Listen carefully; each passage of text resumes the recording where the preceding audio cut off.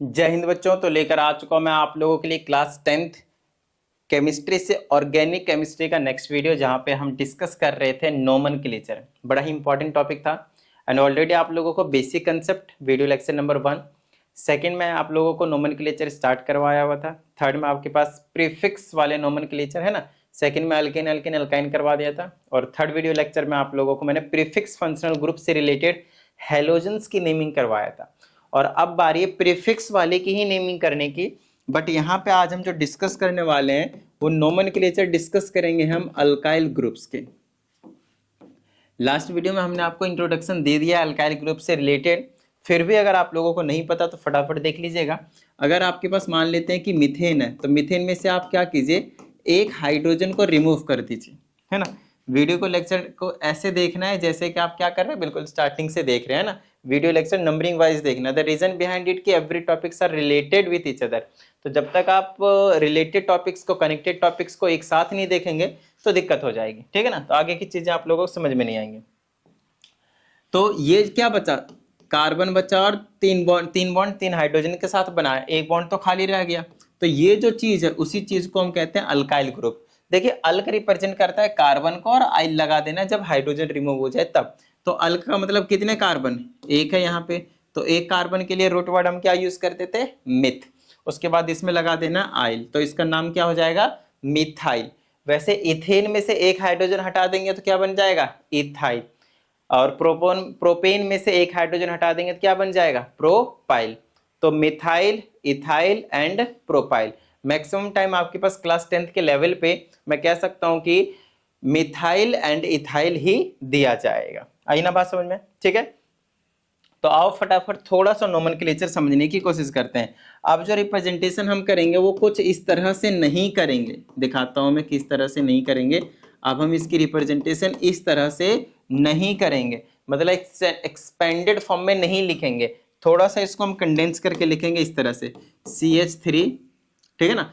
और यहाँ पे कार्बन, इसका भी कितने हाइड्रोजन है, 2, फिर सिंगल बॉन्ड, कितने हाइड्रोजन है, 2, फिर सिंगल बॉन्ड, कितने हाइड्रोजन है, 2, फिर सिंगल बॉन्ड, कितने हाइड्रोजन है, 3। तो इस तरह से आपको, ये आपके पास पेंटेन था, ये भी आपके पास पेंटेन ही है, बस लिखने का एक तरीका है। अब इस तरह से लिखने का पीछे का रीजन क्या है, हमें थोड़ा सा स्पेस बचाना होगा, और जो थोड़ी सी चीजें मैसअप हो जाती हैं उनको हमें मैसअप नहीं होने देना है। तो मैसअप होने से बचाने के लिए हम क्या करेंगे, इस तरह से अब मैं चीजों को रिप्रेजेंट यहाँ पे करने वाला हूं। अब नॉर्मल सी बात है, नोमेनक्लेचर आप यहाँ पे अल्काइल ग्रुप्स का बोलें या फिर ब्रांच्ड चेन का बोलें,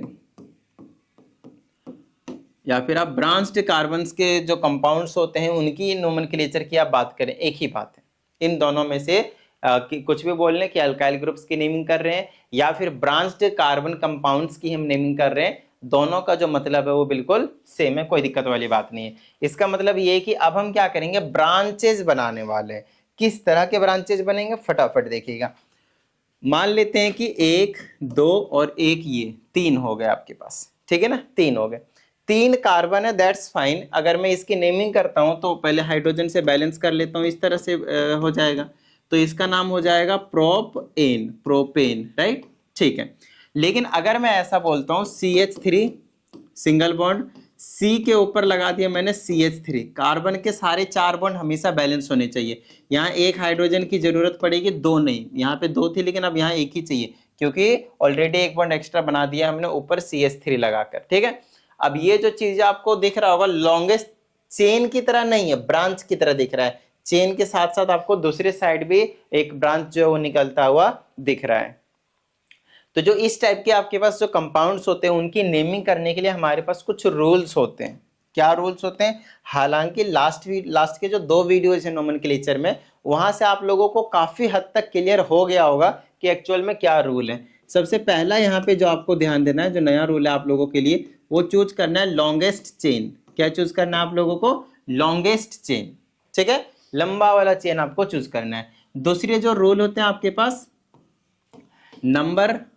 नंबरिंग करना अभी समझ में आ जाएगा। तीसरा होता है आपके पास right name of prefix first, prefix, यहाँ पे प्रीफिक्स का नाम होगा लोकेंट्स के नाम से होगा या फिर सब्स्टिट्यूट के नाम से होगा, एक ही बात है, इस तरह से आपके पास सबसे पहले इनकी नेमिंग होती है। समझाता हूँ। जैसे कि इसमें अगर मैं लंबा सा चेन ढूंढूं तो लंबा सा चेन 4 कार्बन का नहीं है, ध्यान समझिएगा, लंबी चेन होनी चाहिए, लंबी चेन होनी चाहिए, ठीक है ना। ऐसा भी नहीं कि सिर्फ सीधा ही जा सकता है, चेन आपके पास टेढ़ा मेढ़ा भी जा सकता है, लेकिन ध्यान से समझिएगा ये वाला जो चीज है वो अभी फिलहाल आप देख सकते हैं 3 लंबे कार्बन का जो आपके पास जो चेन है वो दिख रहा है। आप चाहें तो इधर से जाकर और इधर भी जा सकते हैं, कोई दिक्कत वाली बात नहीं है। ओके, तो इसमें देखिए लंबी सी चेन है आपके पास और ये आपके पास ब्रांच वाला बना रहा है। अब यहाँ पे चीजें आपको कैसे समझनी, ध्यान समझिएगा। कई बच्चों को ये डाउट रहता है कि भाई इसमें तो 4 कार्बन का चेन बन रहा है, तो एक चीज का ध्यान रखना है, एक बार आपने पेंसिल रखा, पेन रखा और जिधर से चेन को काउंट करना शुरू किया आप पेन को उठा नहीं सकते, लंबी सी चेन होनी चाहिए, कार्बन के पास जाना चाहिए। फॉर एग्जाम्पल मान लेते हैं कि मैंने यहां से शुरू किया और इधर से, अरे आप यहीं रो भाई, मैंने यहां से शुरू किया, इधर गया, सीधा चला गया। अब मैं सीधा इधर नहीं जा सकता क्योंकि मुझे कार्बन के पास जाना है और बॉन्ड बनते हुए चाहिए, बॉन्ड बन रहा है, इसलिए मैं यहां से यहां तक गया, यहीं पे रुक गया, तो 3 कार्बन का बना।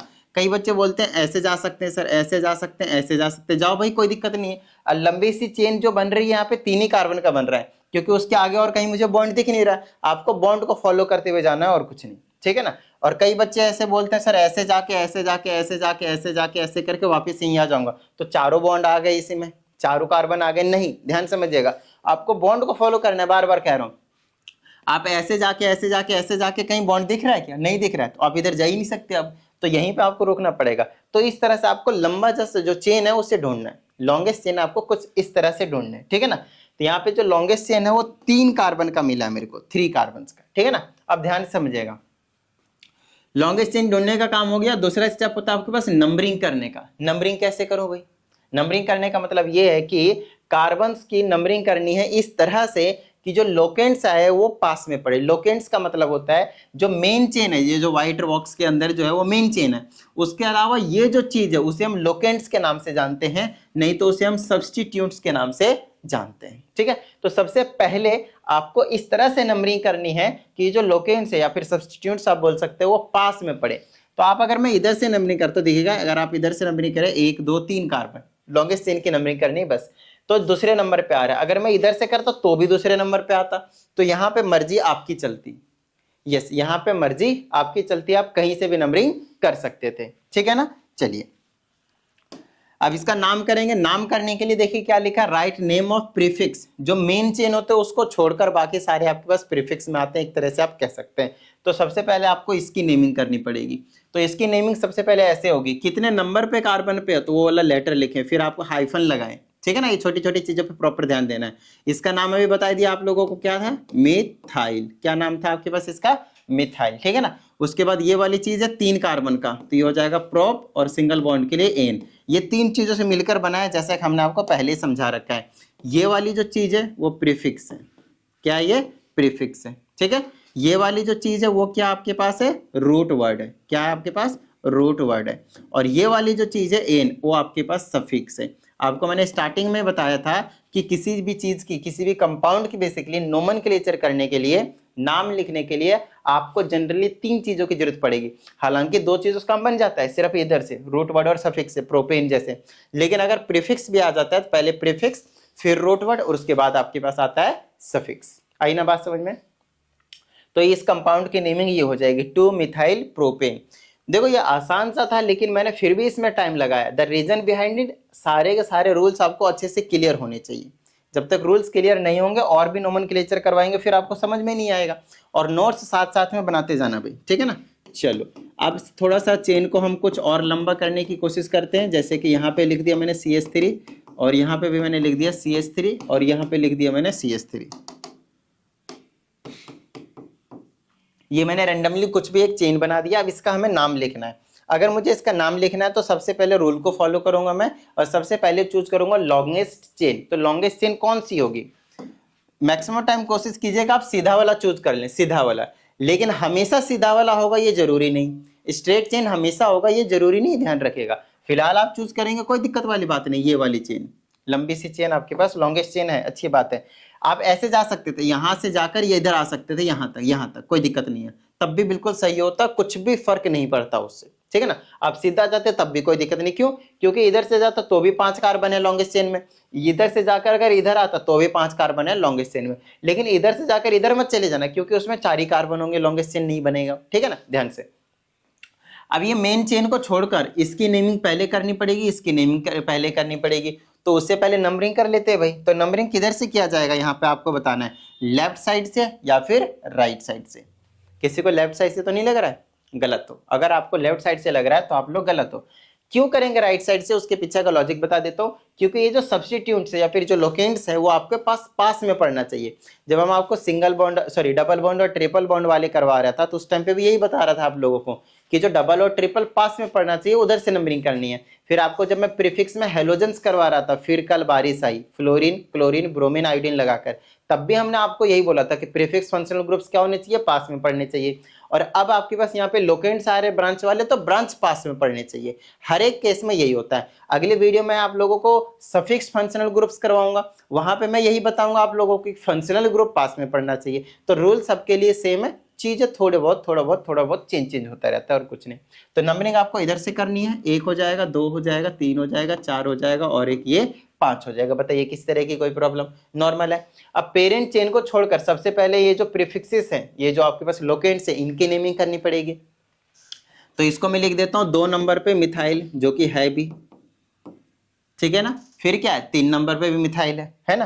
तो इसको आप ऐसे लिख सकते हैं, 2 बार मिथाइल लिखने की जरूरत नहीं है, आप ऐसे लिखेंगे, इसको 2 लगाएंगे, फिर कॉमा लगाएंगे, 3 लगाएंगे। सेम चीज 2 अलग अलग जगह पे है या सेम जगह पे, तो नंबरिंग करके बता देते हैं। और जब सेम चीज 2 जगह होते हैं, 3 जगह होते हैं, तो उसके लिए डाई, ट्राई, टेट्रा इस तरीके का वर्ड यूज करते थे, याद कीजिए, प्रीफिक्स यूज करते थे ना। तो डाई यूज करेंगे, फिर लिख देंगे मिथाइल। इसका मतलब ये है कि दूसरे नंबर पे और तीसरे नंबर पे, दोनों नंबर पे डाई मिथाइल ग्रुप है। डाई का मतलब 2 है इसीलिए, ठीक है। उसके बाद पेरेंट चेन पे आ जाइए, 5 कार्बन के लिए आप प्रोप यूज करेंगे और सिंगल बॉन्ड के लिए एन यूज करेंगे। आप इसमें भी नोटिस करेंगे तो आपको पता चलेगा कि यहां से लेकर यहां तक प्रीफिक्स है, ये वाला रूट वर्ड है और ये वाले आपके पास सफिक्स है। तो हमेशा इन 3 चीजों से मिलकर आपके पास जो एक complete name of organic compound जो है वो निकल कर आ रहा है। आई ना बात समझ में? ठीक है ना। चलिए और प्रैक्टिस कर लेते हैं हम यहाँ पे। इसी तरह से आपके पास मान लेते हैं, अब इस तरह से दिया गया CH3 CH2 CH3 और इधर भी लिख देता हूँ CH3। तो इसमें हाइड्रोजन कम करना पड़ेगा। हाइड्रोजन 4 से, सॉरी, बॉन्ड जो है 4 से ज्यादा नहीं होना चाहिए कार्बन के पास, ध्यान रहे, ठीक है ना, केयरफुली रहना है। चलो भाई, अब अगर मैं इसकी नेमिंग करता हूं तो क्या हो जाएगा, अब इसको ध्यान समझिएगा। सबसे पहले लॉन्गेस्ट चेन, तो लॉन्गेस्ट चेन अगर चूज करता हूं तो फिलहाल मैंने लंबा वाला ही चूज करना है, ये वाला लॉन्गेस्ट स्ट्रेट वाला चेन, क्योंकि उसी में मैक्सिमम नंबर ऑफ कार्बन है, ठीक है। नंबरिंग करना है तो आप लेफ्ट से भी कर सकते हैं और राइट से भी कर सकते हैं। रीजन इज सिंपल, लेफ्ट से भी 3 नंबर पे आ रहे हैं ब्रांच वाले और राइट से भी 3 नंबर पे आ रहे हैं ब्रांच वाले, तो कहीं से भी करें आपको कुछ भी फर्क नहीं पड़ा। तो 1 2 3 4 5। तो जब भी आप फाइनल पेपर में भी अगर आप नोमेनक्लेचर करने जाएं इस टाइप के क्वेश्चंस की ना, तो आप बिंदास नंबरिंग करके दिखा दें, that would be the best, ठीक है। चलिए अब पहले प्रीफिक्स की नेमिंग करेंगे, तो इसको ऐसे लिखेंगे 3 फिर कॉमा लगाकर न्यूमेरिक वैल्यूज के बीच में आपको कॉमा लिखना है, 2 बार 3 लिखना है। क्यों? क्योंकि दोनों 2 बार है ना, एक बार ये 2 बार 3। और कौन से कार्बन पे? 3 नंबर पे। इससे पहले वाले में देखें 2 अलग अलग नंबर पे थे, दूसरे और तीसरे पे, बट यहाँ पे सेम पे, तो आपको 2 बार लिखना पड़ेगा। और फिर से सारी चीजें वही, डाई मिथाइल, ठीक है ना। चलो उसके बाद 5 कार्बन के लिए प्रोप, सॉरी यहाँ पे मैंने प्रोप लिख दिया था क्या, माय मिस्टेक। यहाँ पे पेंट होगा, ध्यान समझिएगा, यहाँ पे पेंट होगा। क्यों? क्योंकि कार्बन कितने थे? 5 थे, ठीक है ना। यहाँ पे आ जाएगा आपके पास पेंट, 5 कार्बन पेंट, ठीक है। चलिए यहाँ पे भी आपके पास 5 कार्बन के लिए पेंट ही आएगा और फिर सिंगल बॉन्ड के लिए एन। उससे पहले कुछ मिस्टेक किया क्या, लेट मी चेक। प्रोपेन यहाँ पे, ठीक है, प्रोपेन ही आएगा, ठीक है, ओके। तो आई होप इतनी चीजें तो आप लोगों को समझ में आ गई होंगी, ठीक है। चलिए और भी थोड़ा सा ट्विस्ट लाते जाता हूँ मैं, अच्छे से समझते जाइएगा। ये CH3 दिया, ये मैंने CH2 दिया और ये मैंने CH3 दे दिया। उसके बाद मैंने ये CH दिया, ये मैंने CH2 दे दिया, ये मैंने CH3 दे दिया और ये मैंने CH3 दे दिया। ये रहा आपके पास। अब इसको आप थोड़ा सा ध्यान समझिएगा, बड़े प्यार से समझिएगा। इस वाले में सबसे पहले लॉन्गेस्ट चेन चूज करेंगे, और अगर आप लोगों को लग रहा है कि सीधा वाला लॉन्गेस्ट चेन होगा तो आप गलत हैं। रीजन इज सिंपल, 1 2 3 4 5, अगर आप सीधा वाला लेते हैं तो सिर्फ 5 कार्बन आएंगे, लेकिन अगर मैं इधर से जाता हूँ बॉन्ड को फॉलो करते हुए जाता हूँ, बॉन्ड को तो यहाँ तक जाना पड़ेगा मुझे। तो ये आपके पास लॉन्गेस्ट चेन होंगे जिसमें 2 2 4 और 2 6, टोटल 6 कार्बन होंगे।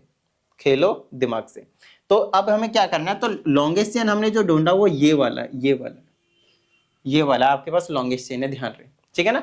चलिए अब लॉन्गेस्ट चेन ढूंढ लिया, तब हमें उनकी नंबरिंग करनी पड़ेगी भाई। तो नंबरिंग किधर से करेंगे, लेफ्ट से या राइट से।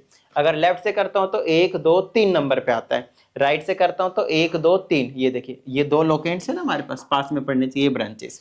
तो आप कहीं से भी नंबरिंग करेंगे कुछ फर्क नहीं पड़ेगा, क्योंकि दोनों तरफ से आपके पास 3 नंबर पे आ रहा है ना। चलिए ये 1 हो गया, ये 2 हो गया, ये 3 हो गया, ये 4 हो गया, ये 5 हो गया, आपके पास 6 हो गया। नाम लिखेंगे तो 3 नंबर पे और 4 नंबर पे, तो 3,4, फिर आपके पास डाई मिथाइल, 3,4 डाई मिथाइल, और 6 कार्बन के लिए हेक्स लिख देंगे और सिंगल बॉन्ड के लिए एन लिख देंगे। ये आपके पास इसका नाम हो जाएगा। आई होप आप लोगों को थोड़ी थोड़ी चीजें जो है वो क्लियर हो रही होंगी। देखिए जिस तरह से मैथमेटिक्स को आप प्रैक्टिस करते हो तभी वो चीजें ज्यादा अच्छे बेहतर तरीके से क्लियर होते हैं क्वेश्चंस करने पे, ठीक उसी तरह से ऑर्गेनिक केमिस्ट्री का ये जो नोमेनक्लेचर है, ये पोर्शन तभी आपको बहुत बेहतरीन तरीके से क्लियर होंगे जब इसके बेस पे आप बहुत सारे क्वेश्चनों की एक बार प्रैक्टिस कर लेंगे। जब आप नाम लिखेंगे बहुत सारे ऑर्गेनिक कंपाउंड्स के, तब जाकर बेहतरीन तरीके से क्लियर जो आपको होने वाला है, ठीक है।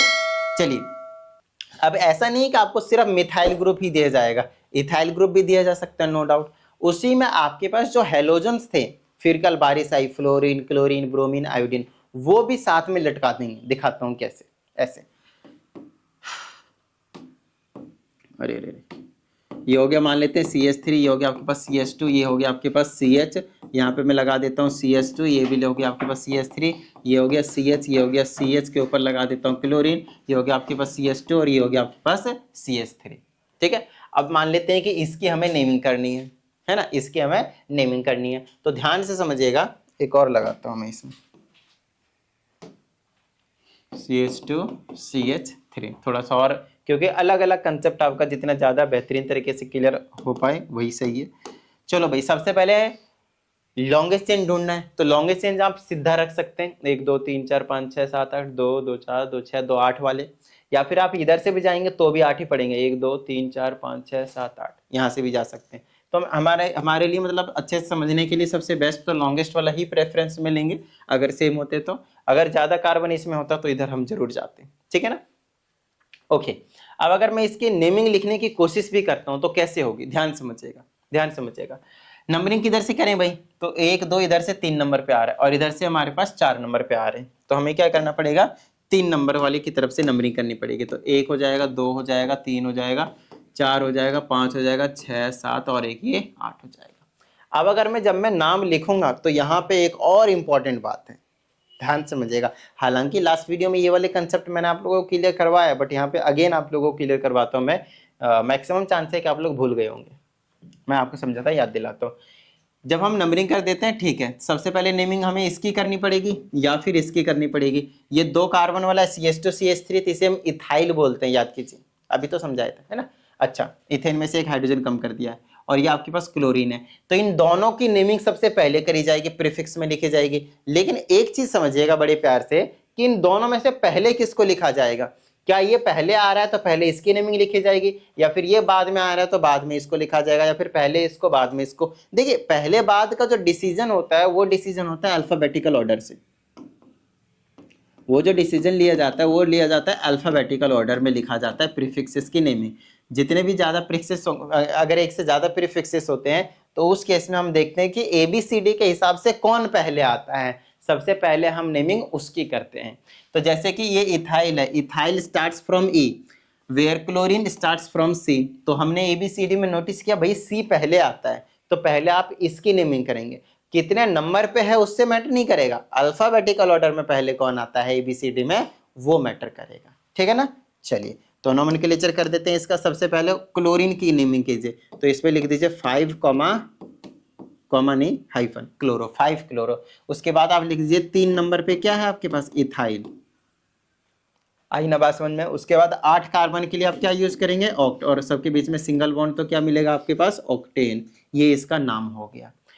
मेरे हिसाब से इससे ज्यादा मतलब और भी ज़्यादा कॉम्प्लिकेटेड करके आपको नहीं देना चाहिए। इतना जो लेवल है आप लोगों को क्लास 10th के लिए, that would be the best. Other नहीं तो और भी थोड़ी बहुत हम कॉम्प्लिकेशन ला सकते हैं। ये चीज़ें आपको 11th में और भी ज़्यादा कॉम्प्लिकेटेड करके चीज़ों को पढ़ाया जाएगा, तो कोई दिक्कत वाली बात नहीं है, वहाँ पे हम कर लेंगे। अभी जो हमें यहाँ पे ध्यान देना है वो सिर्फ यही देना है कि भाई बेसिक चीज़ें एटलीस्ट क्लियर हो जाए, वो भी अच्छे तरीके से, ठीक है ना। ओके, तो अब यहाँ पे कुछ चीज़ें और क्लियर करवा देता हूँ मैं, अच्छे से समझिएगा। एक होता है बॉन्ड लाइन स्ट्रक्चर और एक होता है आपके पास साइक्लिक स्ट्रक्चर। ये दोनों स्ट्रक्चर भी हम यहीं पे फटाफट जो है वो डिस्कस कर लेते हैं। जैसे कि अगर मैं बॉन्ड लाइन स्ट्रक्चर की बात करता हूँ, ध्यान से समझिएगा, बॉन्ड लाइन स्ट्रक्चर, ये इसको भी समझाना बहुत ज़रूरी है। जैसे कि मैंने बोला कि मेरे पास CH3 है, CH2 है और CH3 है, इसका नाम क्या है, प्रोपेन। इस प्रोपेन को मैं इस तरह से भी रिप्रेजेंट कर सकता हूँ। इस कार्बन को ये रहा, सिंगल बॉन्ड ऐसे दिखाते हैं, फिर ये दूसरा वाला कार्बन और ये टेढ़ी मेढ़ी जिगजैग लाइन दिखाते हैं। तो ये ना, ये आपके पास प्रोपेन को ही इंडिकेट कर रहा है, कोई दिक्कत वाली बात नहीं है। अब इसमें ना हमें कार्बन दिखाना होता है बॉन्ड लाइन स्ट्रक्चर में, ना हमें हाइड्रोजन दिखाना होता है, लेकिन जितने भी टर्निंग पॉइंट्स आएंगे जिगजैग लाइन में, हर एक टर्निंग पॉइंट एक कार्बन को रिप्रेजेंट कर रहा होगा, और जितने उसको हाइड्रोजन के नीड है उतने उसके पास अपने आप आ जाता है। आपको दिखाने, शो करने की जरूरत नहीं, उतना ही होता है, हम ऐसा ज्यूम करके चलते हैं। जैसे कि यहाँ पे टर्निंग पॉइंट है तो कार्बन है, और इसको 3, और फिर यहाँ पे एक कार्बन है, यहाँ पे भी एक कार्बन है। अब इसे टेढ़ा ना रख के सीधा भी रख सकते हैं, इसे 3, इसे 2 और इसे 3 की जरूरत है। अब इसे देखिए, बॉन्ड लाइन स्ट्रक्चर बनाते टाइम आप सीधा नहीं बना सकते क्योंकि हमें पता नहीं चलेगा। आप ऐसे बनाएंगे, ऐसे ऐसे बनाएंगे, ऐसे नहीं बनाना आपने, ठीक है ना, ऐसे नहीं। वैसे तो बना सकते हैं बट बनाना नहीं। बताइए क्यों? क्योंकि कई बार हमें एक्चुअल में पता नहीं चलेगा कि डॉट है कहाँ पे, कार्बन एग्जिस्ट कर रहा है कहाँ पे, है ना। बट इस केस में हमें हर टर्निंग पॉइंट तो इजीली हमें पता चल जाता है। तो ये प्रोपेन हो गया। उस तरह से 1 2 3 4 5 6 7 8 ऐसे लिख दिया तो ये ऑक्टेन बन गया। कुछ भी करने की जरूरत नहीं, सिर्फ इतना कर दिया, ऑक्टेन बन गया। आगे नहीं बात समझ में? थोड़ा थोड़ा सा आ गया होगा समझ में, है ना। चलो, ये बॉन्ड लाइन स्ट्रक्चर होते हैं। वहीं पे अब अगर हम साइक्लिक की बात करते हैं तो अच्छे से समझिएगा। यहाँ पे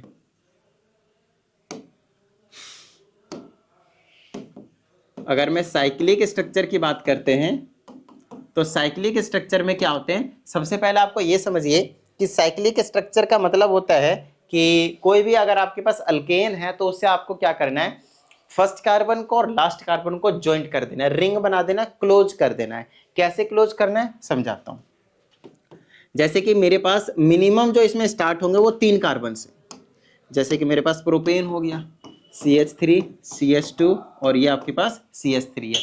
मिनिमम 3 कार्बन। एक बात बताइए, अगर आपके पास 2 कार्बन होंगे तो क्या उससे क्लोज होगा रिंग? नहीं होगा। मिनिमम जो क्लोज्ड फिगर बनते हैं वो ट्रायंगल होता है, तो उसमें भी 3 साइड होते हैं। सेम वही काम करने हैं। तो हमें क्या करना होता है, हमें ये जो पहली वाली कार्बन है, जो फर्स्ट वाला कार्बन है वो, और ये जो लास्ट वाला कार्बन है, इन दोनों को ज्वाइन करना होता है, ज्वाइन, तभी जाकर रिंग बनेगा भाई। अरे बस समझ में। तो ज्वाइन ऐसे होगा, देखिएगा, ये कार्बन, ये कार्बन, ये कार्बन, मान लेते हैं कोई सा भी, ये और ये फर्स्ट और लास्ट है। तो इसको आपको तीनों को क्या करना है, सिंगल बॉन्ड से आपको क्या करना है, रिप्रेजेंट करना है। तो ट्रायंगल बन जाएगा ये। इसे 2 कार्बन की जरूरत है, इसे 2 कार्बन की जरूरत है, और इसे भी, सॉरी 2 कार्बन की कह रहा हूं, 2 हाइड्रोजन की जरूरत है, क्योंकि 2 बॉन्ड बन रहे हैं और 2 हाइड्रोजन कंप्लीट कर लेगा। 2 बॉन्ड बन रहे हैं, 2 हाइड्रोजन कंप्लीट कर लेगा। 2 बॉन्ड बन रहे हैं, 2 हाइड्रोजन कंप्लीट कर लेगा। तो टोटल इनके 4 जो बॉन्ड होते हैं बनने चाहिए वो बन जाएंगे। अब इसका सर नाम क्या होता है? देखिए, इसका जो नाम होता है वो सिंपल प्रोपेन ही होता है, लेकिन इस प्रोपेन से पहले एक प्रीफिक्स यूज करना होता है जिसे हम कहते हैं साइक्लो। क्या कहते हैं हम इसको? Cyclo. Why do you use word cyclo? Because it is a ring. Got it? तो ये कहानी रहती है आपके पास। साइक्लो हम तब यूज करेंगे जब वो क्लोज्ड रिंग बना रहा होता है, ठीक है ना। अच्छा, इसी चीज को अगर मैं बॉन्ड लाइन स्ट्रक्चर में रिप्रेजेंट करना चाहता हूँ तो आप ऐसे करेंगे, सिर्फ ट्रायंगल बना देंगे, हो गया। इसी चीज को हम साइक्लोप्रोपेन कहते हैं यहाँ पे ऑर्गेनिक केमिस्ट्री में। ये मैथमेटिक्स नहीं है, ट्रायंगल नहीं है, ये क्या आपके पास साइक्लोप्रोपेन है। ये ऑर्गेनिक केमिस्ट्री की खूबसूरती है। आइए, अब इसी में अगर हम बात करते हैं, इस तरह से बना दो स्क्वायर टाइप का, ऐसे बना दो स्क्वायर। तो यहाँ कार्बन है 2 हाइड्रोजन के साथ, यहाँ कार्बन है 2 हाइड्रोजन के साथ, यहाँ कार्बन है 2 हाइड्रोजन के साथ, यहाँ कार्बन है 2 हाइड्रोजन के साथ। तो इसका नाम हो जाएगा रिंग के लिए साइक्लो, और 4 कार्बन के लिए ब्यूट, और सब जगह सिंगल बॉन्ड है तो एन। इसका नाम हो जाएगा साइक्लो ब्यूटेन। इस तरह से, इस तरह से, इस तरह से, इस तरह से और इस तरह से बना दो तो इसका नाम हो जाएगा साइक्लो पेंटेन। ऐसे ऐसे ऐसे ऐसे और ऐसे और ऐसे बना दो तो इसका नाम हो जाएगा क्या, साइक्लोहेक्सेन। तो आप देख रहे हो क्या रहा है, नॉर्मल जो आपके पास फिगर होते थे वही फिगर है, बट यहाँ पे आपको वहां पे साइक्लो लगाकर और जितने भी आपके पास अल्केन्स होते तो उसके हिसाब से यहाँ पे नेमिंग किया जा रहा है। वैसे तो डबल और ट्रिपल बॉन्ड के साथ भी बनता है, बट आपको अभी यहाँ पे 10th क्लास के लेवल पे उतना ज्यादा करने की जरूरत नहीं है। यहाँ पे एक और चीज है जो आप लोगों को जरूर डिस्कस करना चाहूंगा आप लोगों के साथ, और वो है आपके पास एक बहुत ज्यादा very very very important compound that is called benzene. क्या कहते हैं हम उसे, बेंजीन कहते हैं भाई। ये बेंजीन का स्ट्रक्चर हो गया, ये सारी चीजें आप लोगों को जरूर समझना है, यहाँ पे अच्छे से समझिएगा, ठीक है ना। अच्छा, बेंजीन जो है वो उसका स्ट्रक्चर कुछ इस तरह से होता है, अच्छे समझिएगा। एक यहाँ, एक यहाँ, एक यहाँ, एक यहाँ, एक यहाँ और एक यहाँ, ये आपके पास 6 कार्बन से मिलकर बना होता है। ये सभी कार्बन, इसका स्ट्रक्चर समझा रहा हूँ अच्छे समझिएगा। ये सभी कार्बन पहले तो आपको सिंगल बॉन्ड से अटैच कर देना, इस तरह से सभी कार्बन को क्या करना है, आपको सिंगल बॉन्ड से अटैच कर देना है, ठीक है ना। सभी बॉन्ड को सिंगल बॉन्ड, सभी कार्बन को सिंगल बॉन्ड से अटैच कर देना है। उसके बाद का काम होता है ऑल्टरनेट बॉन्ड को आप डबल करेंगे, डबल बॉन्ड बनाएंगे। ऑल्टरनेट पोजीशन वाले डबल को, सिंगल बॉन्ड को आपको डबल करना है। ऐसे मान लेते हैं इसको अगर मैंने डबल बॉन्ड बना दिया, सिंगल बॉन्ड डबल बॉन्ड, तो इसको नहीं बनाना, अब इसको जरूर बनाना है, ठीक है ना। इसको जरूर बनाना है। अब इसको नहीं बनाना, इसको जरूर बनाना है। इसको नहीं बनाना, ये तो बना हुआ है। तो ऑल्टरनेट पोजीशन में आपके पास क्या रखना है, डबल बॉन्ड करना है। आप कहीं से भी शुरू कर सकते हैं, किसी को भी छोड़ सकते हैं, कोई दिक्कत वाली बात नहीं। अगर आपने इसको छोड़ रखा यहाँ डबल बॉन्ड करे, फिर इसको छोड़ना पड़ेगा, यहाँ डबल बॉन्ड, इसको छोड़ना पड़ेगा, यहाँ डबल बॉन्ड करना पड़ेगा। आ रही है बात समझ में। ऑल्टरनेट पोजीशन पे डबल बॉन्ड होना चाहिए, मतलब इसमें 3 सिंगल बॉन्ड होते हैं और 3 आपके पास डबल बॉन्ड बन रहे होते हैं। आ रही है बात समझ में। अब आपको एक चीज यहाँ पे नोटिस करना है कि क्या सभी कार्बन के जो वैलेंसी है वो पूरे हैं, क्या टेट्रा वैलेंसी बन रहा है सभी के सभी कार्बन, क्या सभी के 4 बॉन्ड पूरे हो रहे हैं। तो आपको दिख रहा होगा नहीं हो रहे, हर एक कार्बन के 3 ही बॉन्ड बन रहे हैं। अगर आप नोटिस करें तो हर एक कार्बन पर प्रॉपर नोटिस कीजिए। तो आप क्या करेंगे, एक एक हाइड्रोजन भी लगा देंगे इसमें। हाइड्रोजन का काम ही यही है कि कार्बन की बॉन्डिंग को पूरा करना, समझ रहे हैं ना। तो ये आपके पास बॉन्डिंग पूरे हो गए और इसी स्ट्रक्चर को हम कहते हैं बेंजीन। इसमें ऐसा नहीं है कि लाल हरा नीला पीला आप यहाँ पे बनाओ, ठीक है ना, आप नॉर्मल बनाए, कोई दिक्कत वाली बात नहीं है।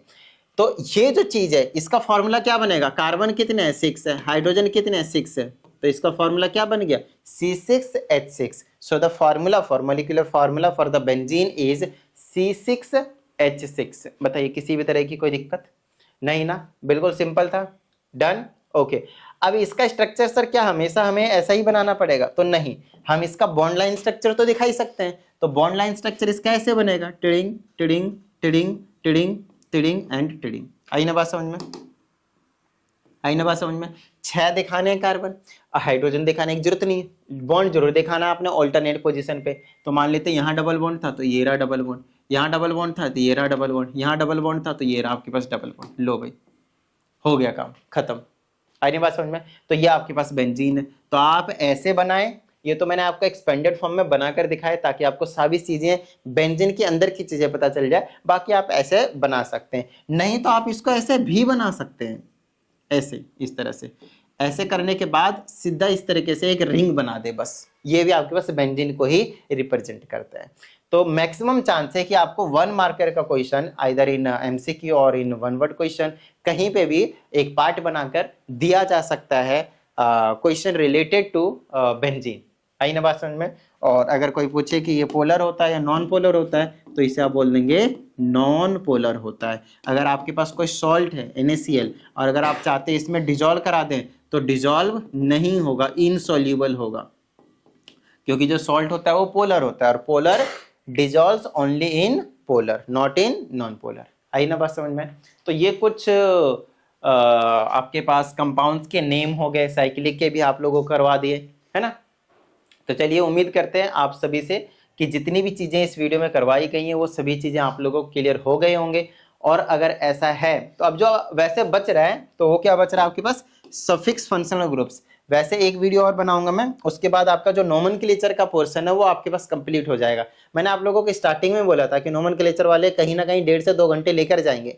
तो देखिए नोमेनक्लेचर का ही 3 वीडियो हो गया आपके पास, है ना। पहला तो बेसिक कंसेप्ट के थे, बाकी 3 नोमेनक्लेचर के हो गए। और अब जो चौथी वीडियो आने वाली है आपके पास, ये तो चौथी है वैसे, 5वीं वीडियो जो आएगी उसमें भी हम नोमेनक्लेचर ही डिस्कस करेंगे। मतलब 4 ऐसी वीडियो है जिसमें आधे आधे घंटे के, जिसमें हमने सिर्फ नोमेनक्लेचर ही डिस्कस किया हुआ है। आई ना बात समझ में? तो नोमेनक्लेचर के हो गए 2 घंटे। अब ध्यान समझिएगा कितना ज्यादा इंपॉर्टेंट पार्ट है।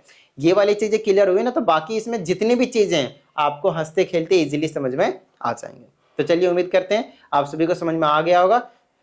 तो वीडियो को लाइक कर दीजिए, साथ ही इस चैनल पर अगर आप नए स्टूडेंट, चैनल को सब्सक्राइब करके बेल आइकन को जरूर प्रेस कीजिएगा। चलिए मिलते हैं अगली वीडियो, प्रैक्टिस करते रहिएगा। जय हिंद।